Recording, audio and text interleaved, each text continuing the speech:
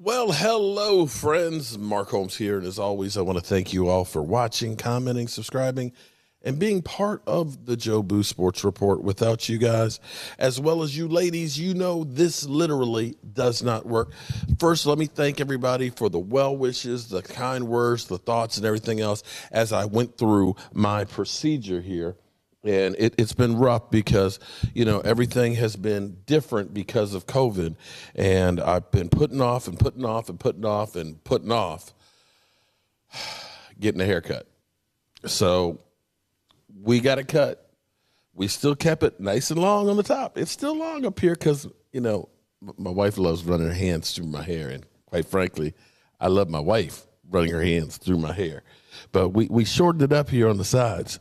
But what's cool about it is I can actually kind of do it like a kid and play, so I got the high top fade and stuff. But I think it's pretty I think it's okay.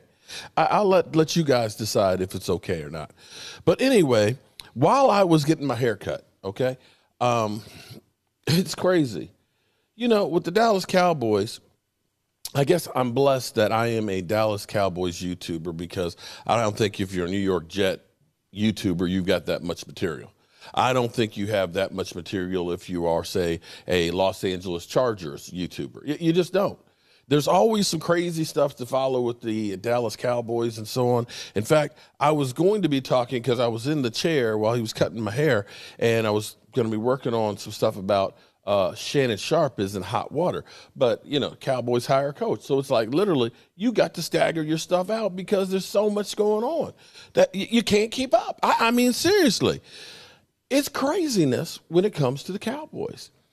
But the Cowboys typically on your day off, and that's what the Cowboys have today. They actually have a day off from OTAs.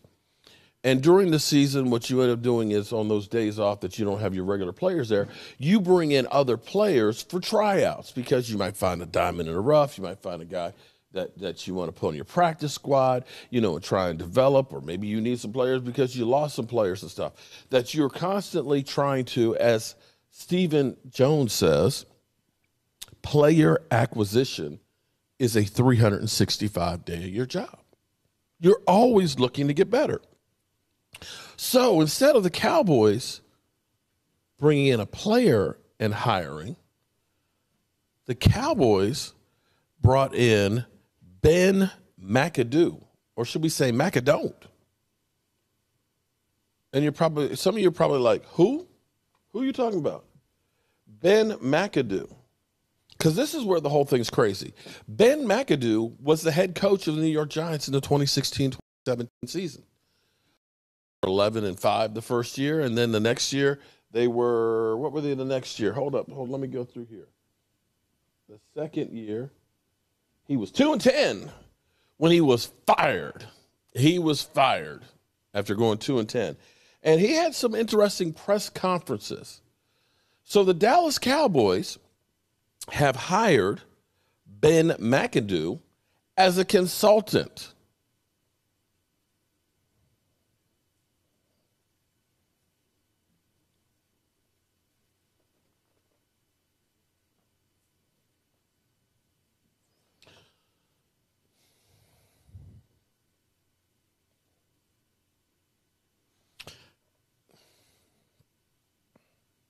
I got nothing. I got nothing. To think that Jason Garrett, who was the head coach of the Dallas Cowboys for 10 years, goes and gets hired as the offensive coordinator for the New York Giants is crazy in itself. But now to take Ben McAdoo and hire him as a consultant for the Cowboys, who the hell would have? You know what? If you had that as a Vegas bet, you could have put $1 on that and probably got $50 billion on it, because I don't think anybody would ever dream that up. Now, here's where you kind of go, now it makes sense. Ben McAdoo was quarterback's coach for Mike McCarthy. Quarterback coach for Mike McCarthy. And that's kind of like, I believe, isn't our linebackers coach who was quality control for Minnesota? I believe he had a relationship and worked for Mike McCarthy. So Mike McCarthy is still having some of that nepotism hires on the team. Before Ben McAdoo became head coach of the New York Giants, he was offensive coordinator. You know, while I'm sitting here with you guys, I'm actually gonna go through here and look and see. Let's see. Offensive coordinator in 2014 and 2015. Let's look at the New York Giants here.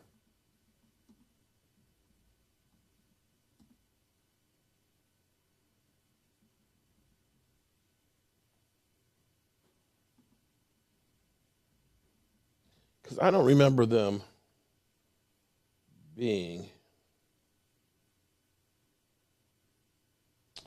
2015 New York Giants. Tom Coughlin was the head coach. And let's see how their offensive ranked. Okay. Their offensive ranked 6th in points and 8th in yards in 2015. Let's see, what did they do the previous year? 13th in points and 10th in yards. Okay, middle of the road, trending in the top 10 the next year. He then gets elevated when Tom Coughlin goes, and we find out that Tom Coughlin was the guy. Maybe this is another one of those cases where some guys are better coordinators and position coaches than head coaches, because clearly, as a head coach, he didn't do too much. He didn't do much at all. No. You got fired in your second year. You were 2-10. Shit went downhill, and it just got bad, and we said, please go. So I'm just curious as to the role of consulting. We have an aired out offense, bruising offensive line, young stud quarterback. I don't know what Ben McAdoo is going to do. I have no clue whatsoever. If you do, please, by all means, let me know, because I just don't know. I'm mystified. One other thing here, while I want to look up something here. Adam Shine has this to say about the Cowboys this season. I know this must feel like deja vu all over again, but I think the Cowboys are going to be special this year. Seriously, I mean it this time. Now, I don't want to be the host who cried greatness for the Cowboys after last year at this time, but there are true reasons to believe the draft was dreamy. The trade back after the corners went off the board at 8 and 9 was fantastic. Micah Parsons is an absolute stud linebacker, and the Cowboys still got a great corner and loaded up on defense in the draft.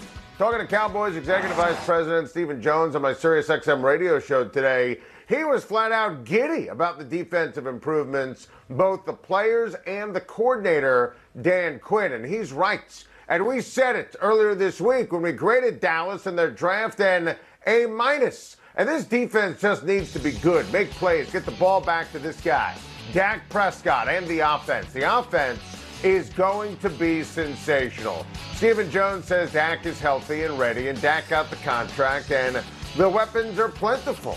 And I still very much believe in Mike McCarthy, and still very much believe in his offense, and believe in McCarthy as a quarterback guru. Last year was an absolute mess. Throw it out with, at the end of the day, Prescott now being healthy, unlike last year, now has the contract, unlike last year, and you're going to have Dak Prescott throw into a legit big three, and Zeke primed for a monster bounce-back season.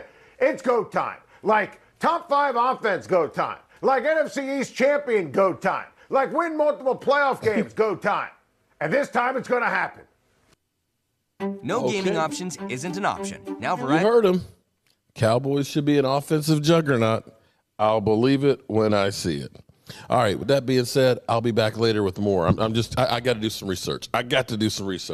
Peace.